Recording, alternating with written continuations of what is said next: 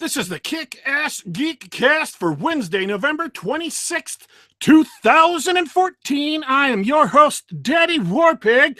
I am back. The Kick-Ass Geek Cast broadcasting live, as always, from the bunker deep underneath the House of Geekery.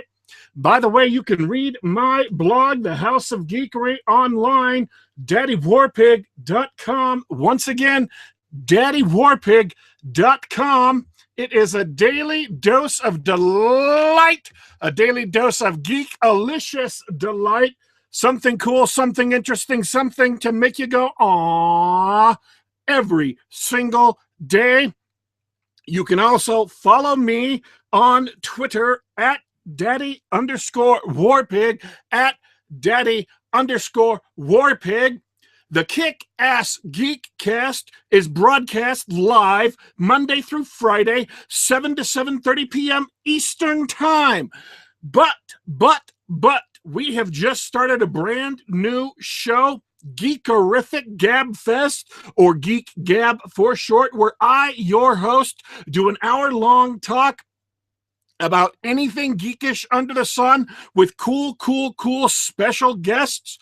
And this week, I'm hoping to line up someone very, very awesome, but I can't say anything yet because I don't know if it's solid.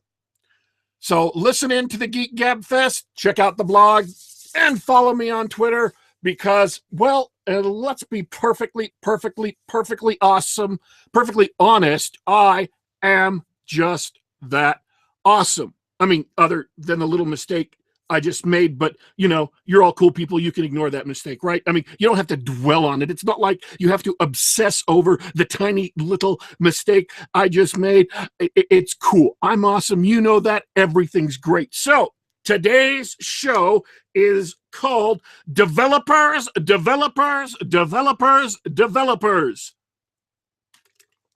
Because I like making fun of Microsoft execs just as much as the next guy.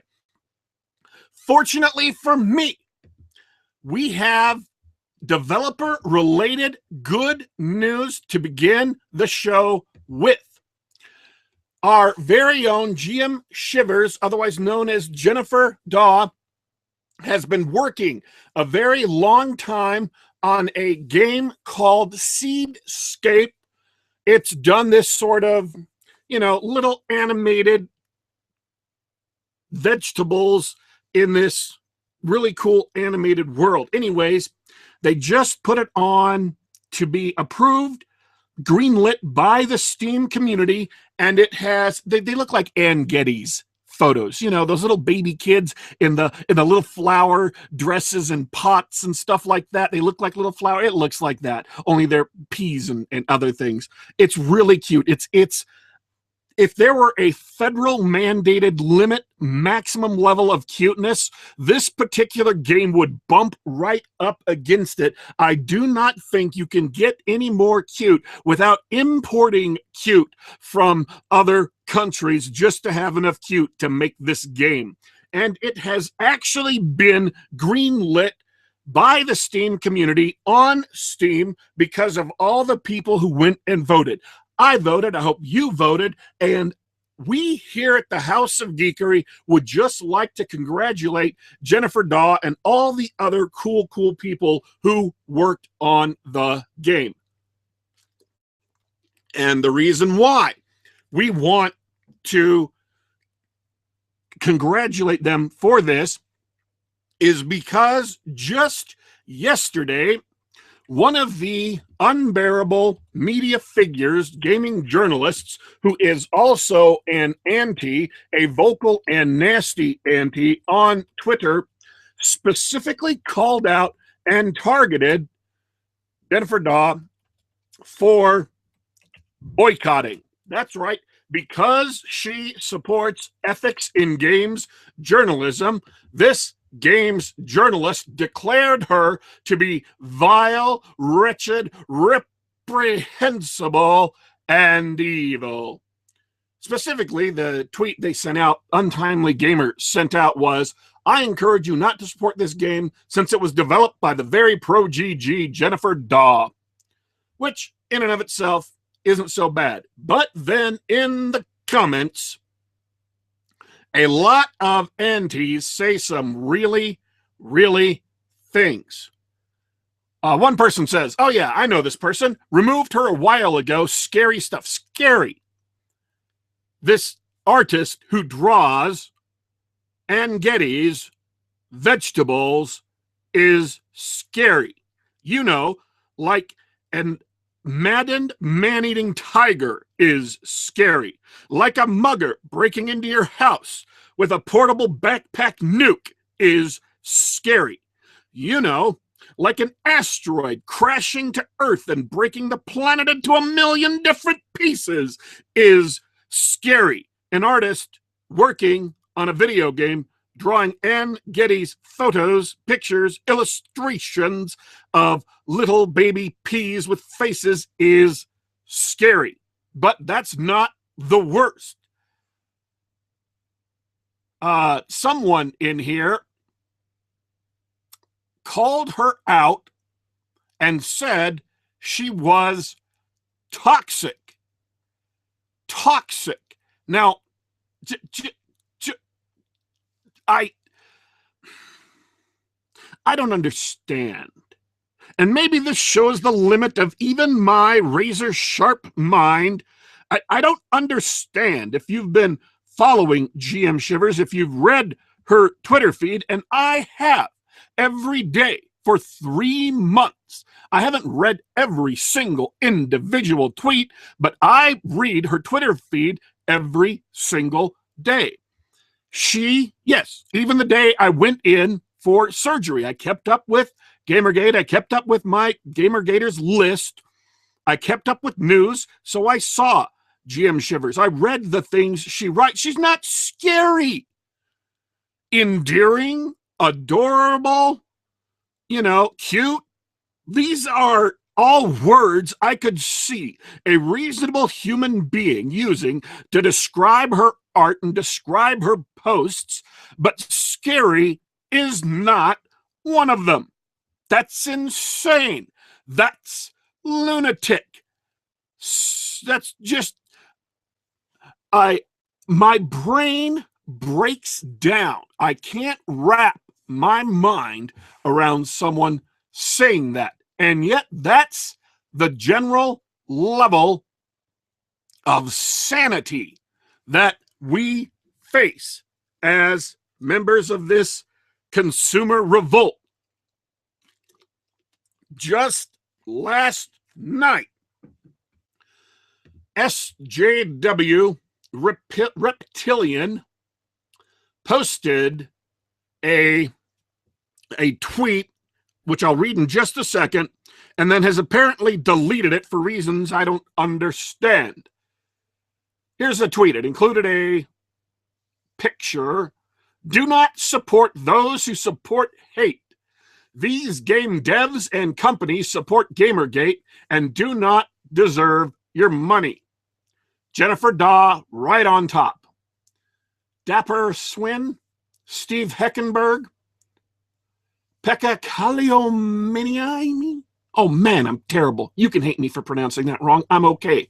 You should hate me for pronouncing that wrong. Andrej Malota, Michael Mitchum, Daniel Vavra, Gravtech Games, Racing Concept, Running with Scissors, who make Postal, and Windy Hill Studio. Honorable mention, Slade Valena / Rogue Star Games. He doesn't make games, just scammed people 2 years ago to make one and never delivered.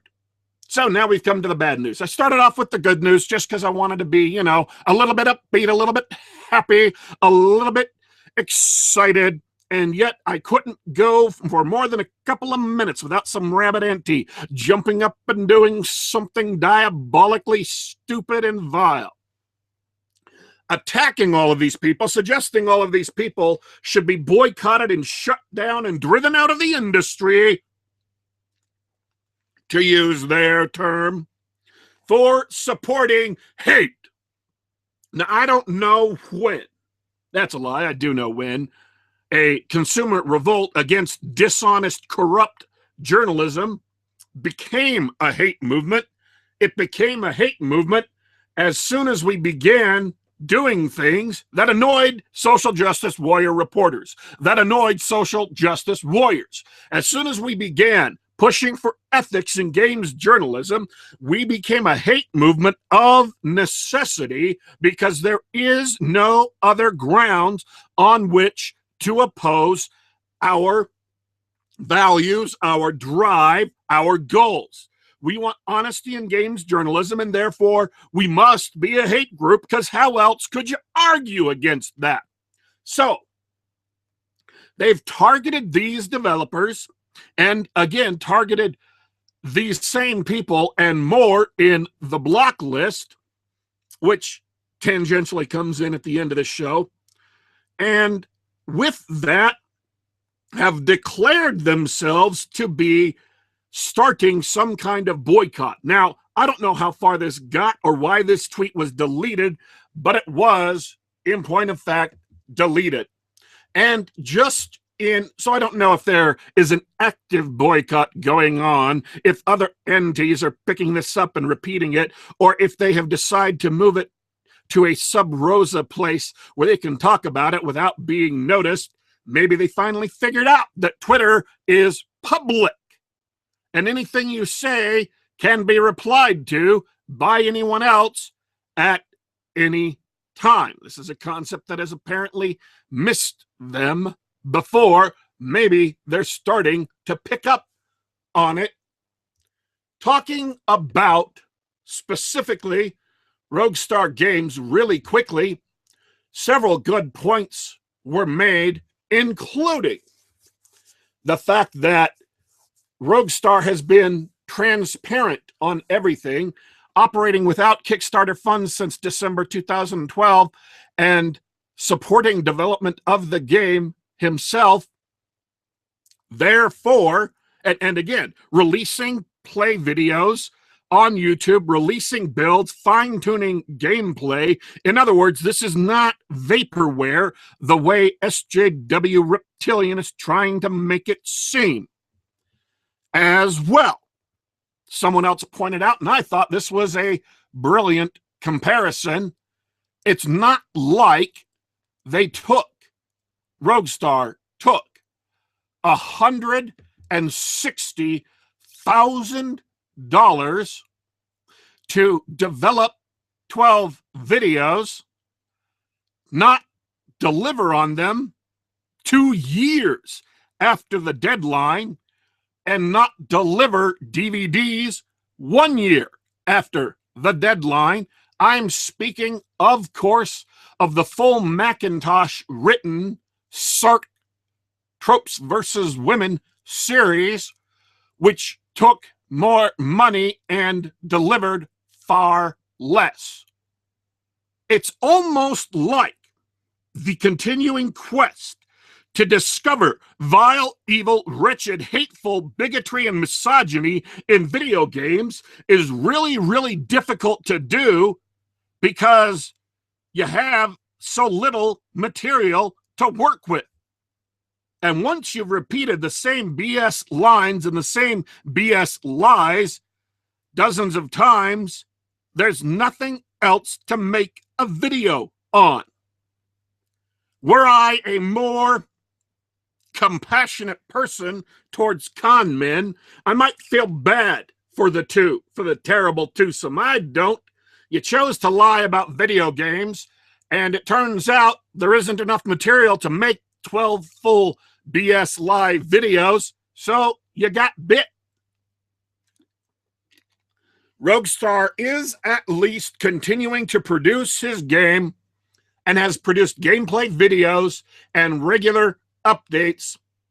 Sark has done little, and what they have done isn't very impressive by all reports. Too bad. So sad. It is really, really reprehensible to target developers in this way, especially based on lies. And yet, that is standard operating procedure for the antis. Now, earlier today, I made a little post, a little tweet that got several people upset. And I would like to take the time to make it clear not only what I meant, but why it is true. So I'm going to start by reading the tweet.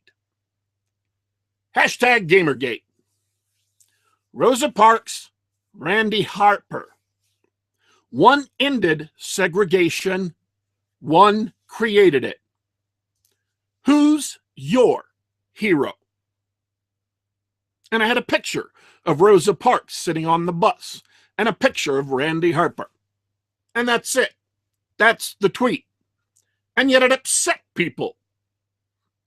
And let me tell you what I think. First off, I am obviously not comparing in magnitude or morality all of Jim Crow to Gigi Autoblocker. By the way, Randy Harper, if you don't know who she is, she's also known as Free BSD Girl, who created Gigi Autoblocker, created the block list that is an attempt to ban pros from Twitter. Those of us that are pro-gaming, pro-gamer, and pro-ethics.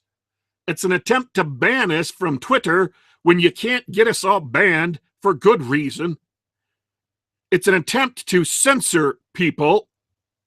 It's an attempt to create a segregated Twitter.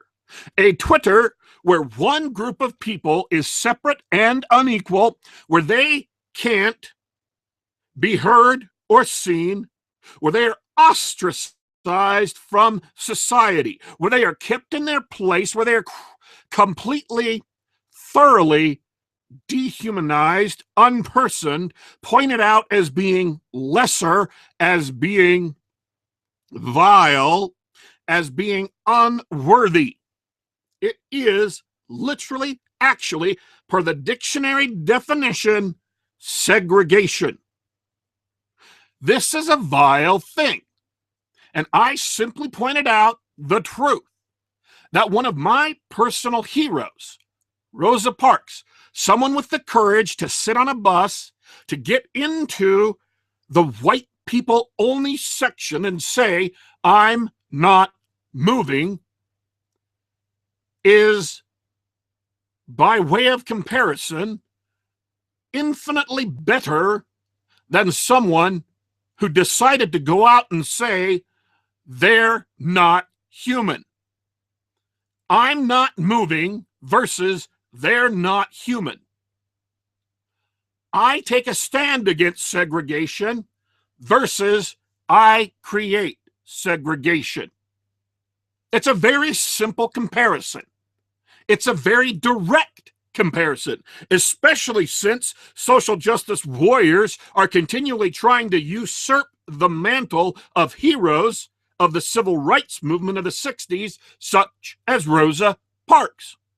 Well, if you're trying to usurp the mantle of Rosa Parks, if you're trying to say you're following in their footsteps, I think it's valid and just and honorable and honest to compare what you're doing with what this hero did. It's a simple comparison, it's a direct comparison, and it is immediately obvious to everyone looking which one is the hero and which one isn't. And this bothered some people. And I have to tell you, I don't care. If it bothered you, tough. It bothers me. This situation bothers me. And what I said was correct. All right? What I said was right. And that is almost certainly what bothers people the most. What bothers aunties the most is that I made this comparison and I am right. Now, I hate, I loathe, and I despise bigotry of all forms. Many, many people claim to hate racism and sexism. I personally hate bigotry, all bigotry, against anyone. Hating someone because of who they are, just because of who they are, is wrong. Just because of their color of their skin, to hate someone who's black because they're black is wrong. To hate someone who's white because they're white is wrong. Hate someone because they're a woman is wrong. Hate someone because they're a man, just as wrong. If you hate someone because they're atheist, Mormon, Jewish, Catholic, whatever, wrong, all right? I hate and loathe bigotry. I always have, I always will. And this makes some people uncomfortable. This makes some people mad. They say things like, well, it isn't bigotry if you hate men or hate white people or hate the rich because they've got power. They're high in the power structure, and so you can't actually hate them. Even if you hate them, it's not really hate. Well, that's bullshit. There's no such thing as reverse racism. It's just racism. No such thing as reverse sexism. It's just sexism. It's all just bigotry. If you want to know the foundation of my politics, that I don't discuss the specifics of which, my foundational beliefs and my political views are this: I hate despotism, authoritarianism, and I hate bigotry. Label me however you like, I will always oppose it. And that is one of the reasons I became involved in Gamergate. That is, and I'm speaking specifically literally of the hashtag here, but that is one of the reasons I became involved as a pro. Is these people whose political beliefs revolve around hatred, revolve around defamation, I oppose them. Because I oppose hatred and defamation and bigotry and harassment and death threats. I oppose all of these things. And my opposition to that drove me to become part of the pros. My opposition to that drove me to make this post today comparing Rosa Parks and Free BSD Girl. And if that made you uncomfortable, whether you're a pro or an anti, tough. Good. Injustice is always wrong, and the first small steps of them are easy to ignore. I am not going to ignore it. I will call it out. Period. This block list is the very definition of injustice. Not just because it blocks innocent, unrelated people like Kentucky Fried Chicken and Tay Diggs and several others I could mention.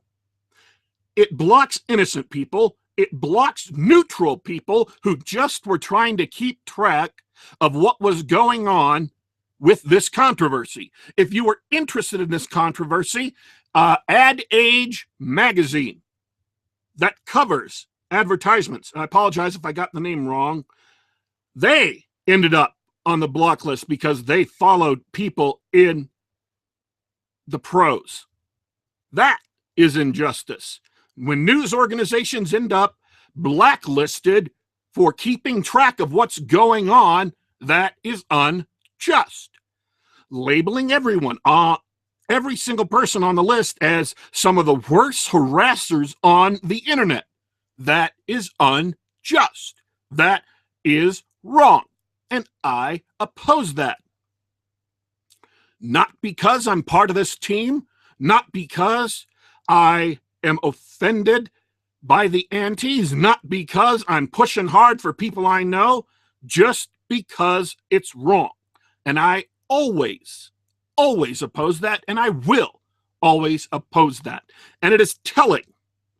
It is very, very telling to me when I look at the situation, take a step back as a dispassionate observer, click on those dispassionate observer circuits in my razor sharp mind. It is very telling to me that the pros, people who are pro gaming, pro gamer, pro ethics, that they react to things with humor and kindness and the antis react with bitterness and hatred. They start something like We Heart or Op LoveNet, not because they're sincerely interested in it, but because they're trying to make Gamergate look bad. We agree with it. We join it. We do what they say, send love to developers in the case of Op LoveNet, and they abandon it. They run away. They would rather abandon the supposedly good things than do a good thing alongside the pros. And that's where we're different. There are many, many people in the pros who I disagree with politically, who I disagree with morally, who I disagree with on any one of a number of issues.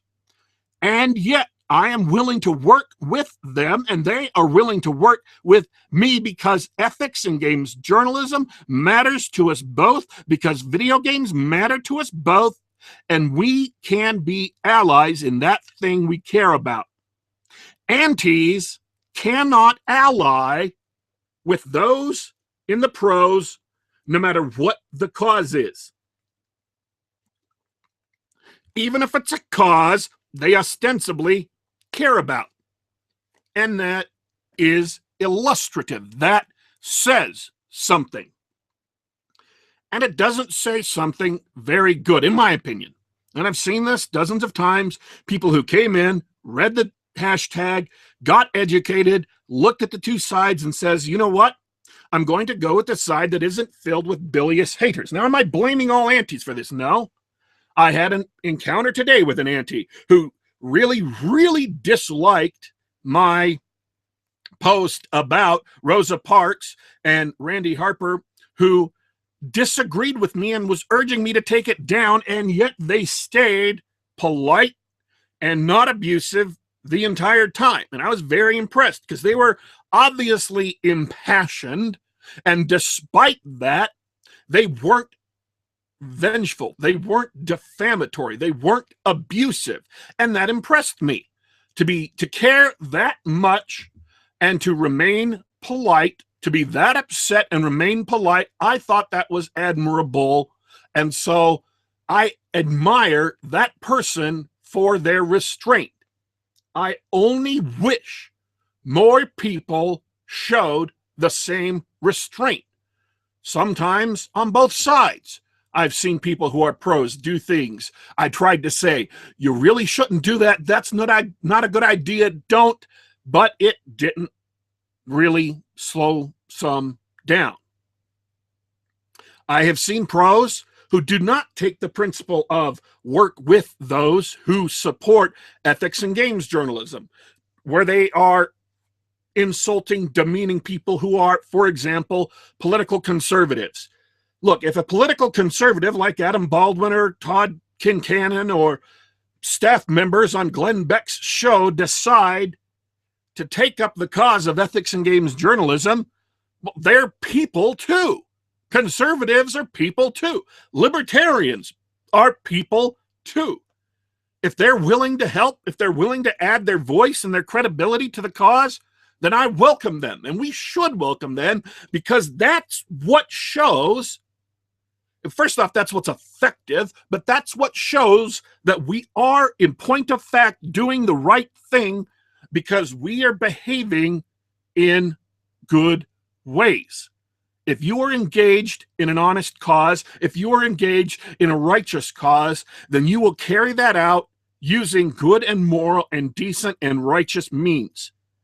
Though the means you choose validate how you as a person feel about your cause, and they validate the virtue or vice of your cause. And so accepting people we disagree with is part and parcel of doing the right thing, of, in point of fact, being in the right. We are fighting for honesty and ethics in games journalism. We are in the right. We're doing the right thing. And those that hate us for it are doing the wrong thing. It's simple and it's clear. They're And that is exactly what I was trying to reflect with that tweet. Not saying that the block list is the same thing as Jim Crow, because that's obviously not true. It's not as bad as Jim Crow. It's not as pervasive as Jim Crow. It's not enshrined in law like Jim Crow. But it does show a difference of tactics, a difference of mentality, a difference of virtue to create segregation or to fight against it. And that's what we are doing, fighting against corruption, fighting against segregation, fighting against bigotry, and that is why I am a pro. I'm your host, Daddy Warpig. We are on the air here at the Kick-Ass Geek Cast, Monday through Friday, 7 to 7:30 p.m. No show tomorrow. It is Thanksgiving. I'm going to be with my family. Apologies to those of you that are brokenhearted. If you like the show, if you love the show, subscribe and retweet, like it on Facebook, send out the link to all your friends, spread the love, spread the joy of the Kick-Ass Geek Cast, Sunday night, 7 p.m. Geek, Gab, me, your host, with fabulous guests talking about anything and everything geekish under the sun, all fun, no work, no war. Check out the blog, The House of Geekery, daddywarpig.com, daddywarpig.com, and follow me on Twitter at daddy_warpig, at daddy_warpig. I am your host, Daddy Warpig. I will be back.